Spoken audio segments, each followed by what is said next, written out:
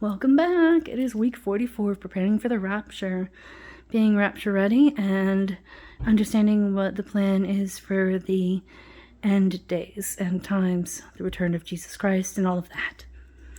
Let's start in Isaiah 63 today. Look at Isaiah 63 with me. Who is this who comes from Edom with garments of glowing colors from Basra? This one who is majestic in his apparel, marching in the greatness of his strength. It is I who speak in righteousness, mighty to save. Why is your apparel red, and your garments like the one who treads the winepress? I have trodden the wine trough alone, and from the peoples there was no man with me. I also trod them in my anger, and trampled them in my wrath.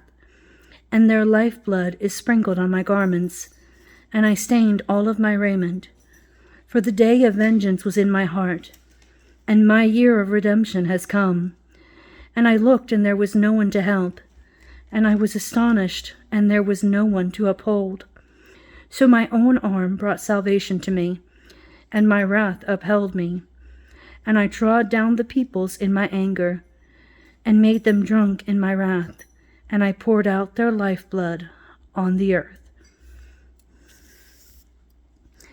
So this is referring to the second coming of Jesus Christ, when he triumphs over all of his enemies, those who are evil, those who follow the Antichrist, those who do wrong, those who persecute Christians.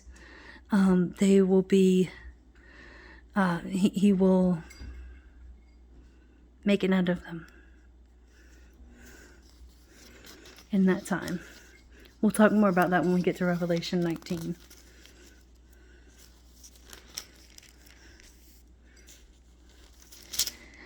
And let's look at Isaiah 65. Skipping down to verse 17. Isaiah 65, starting at 17. For behold, I create new heavens and a new earth, and the former things shall not be remembered or come to mind. But be glad and rejoice forever in what I create. For behold, I create Jerusalem for rejoicing, and her people for gladness. I will also rejoice in Jerusalem and be glad in my people, and there will no longer be heard in her the voice of weeping and the sound of crying. No longer will there be in it an infant who lives but a few days, or an old man who does not live out his days.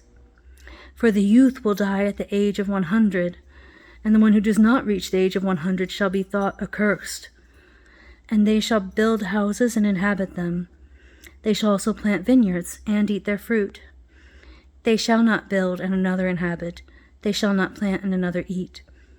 For as the lifetime of a tree, so shall be the days of my people, and my chosen ones shall wear out the work of their hands. They shall not labor in vain or bear children for calamity. For they are the offspring of those blessed by the Lord, and their descendants with them. It will also come to pass that before they call, I will answer, and while they are still speaking, I will hear.